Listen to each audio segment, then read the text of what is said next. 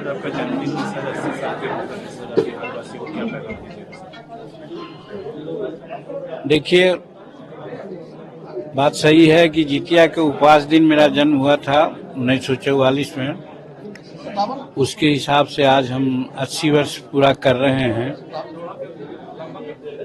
और 80 वर्ष के दरमियान में जो समाज का, देश का सेवा करने का मौका मिला और जनता का प्यार मिला है, आम लोगों का जो मोहब्बत मिली, उसका हम कायल हैं और सारी जवाबदेही को लगभग हम पूरा कर चुके हैं।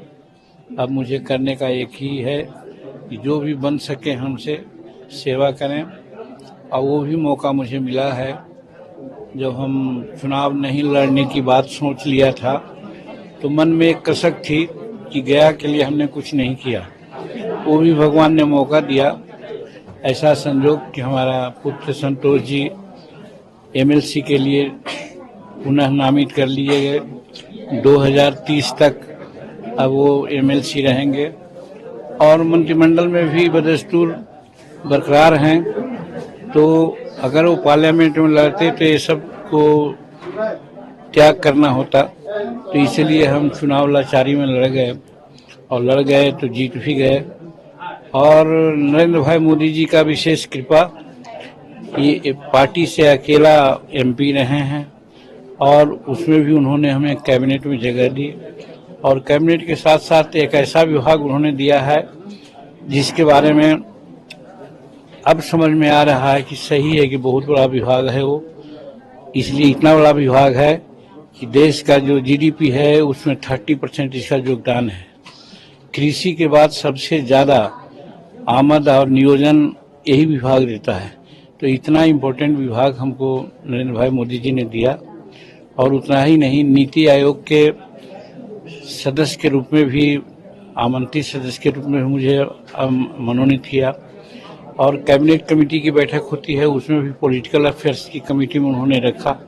कहने का मतलब कि नरेंद्र भाई मोदी जी हमारे सभी अरमान को पूरा करने में आज सहयोगी किए हैं। हम उनके प्रति बहुत आभारी हैं, आभार व्यक्त करते हैं।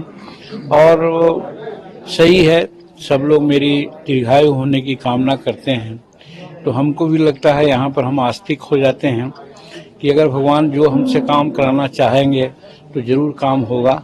और जनता की इच्छा अगर है तो सही बात है कि काम होगा ही।